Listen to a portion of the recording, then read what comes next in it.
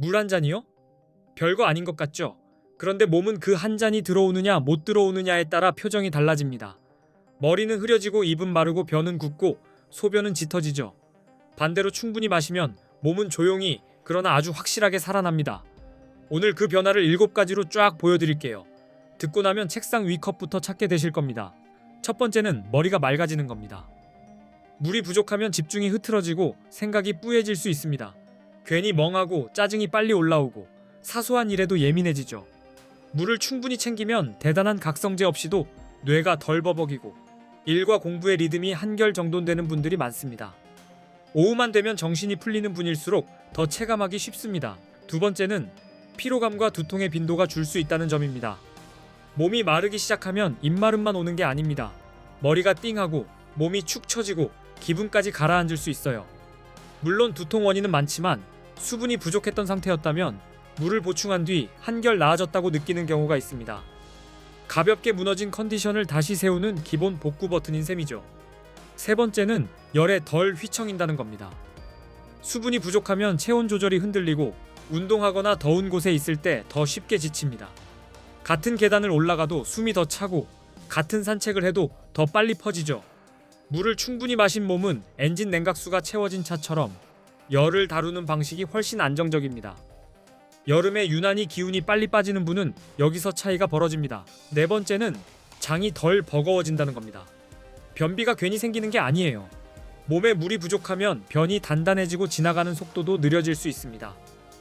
그래서 물을 챙기는 습관은 화장실에서의 전쟁을 줄이는 가장 기본적인 수단입니다. 특히 식이섬유를 늘릴수록 물도 함께 늘려야 효과가 제대로 살아납니다.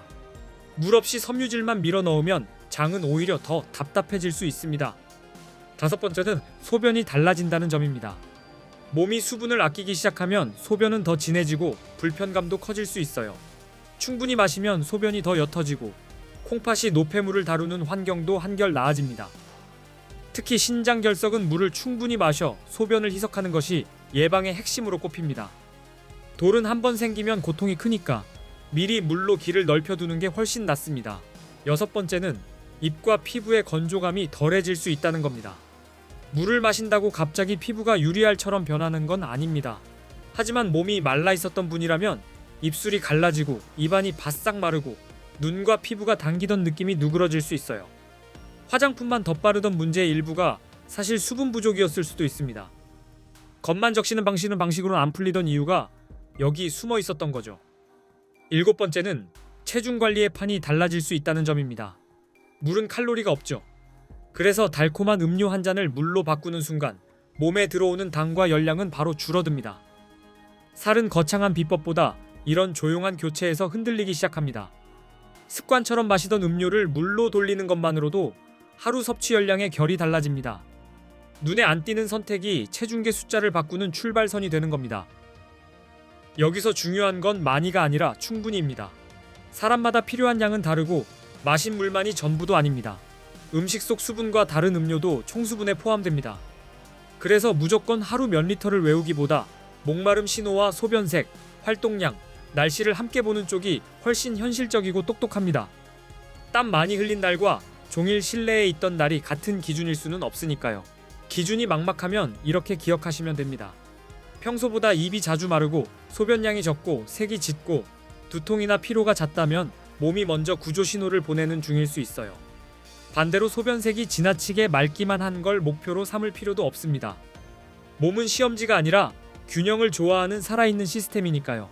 한꺼번에 벌컥보다 자주, 조금씩, 꾸준히가 더 오래 갑니다. 그리고 물도 과하면 문제가 됩니다.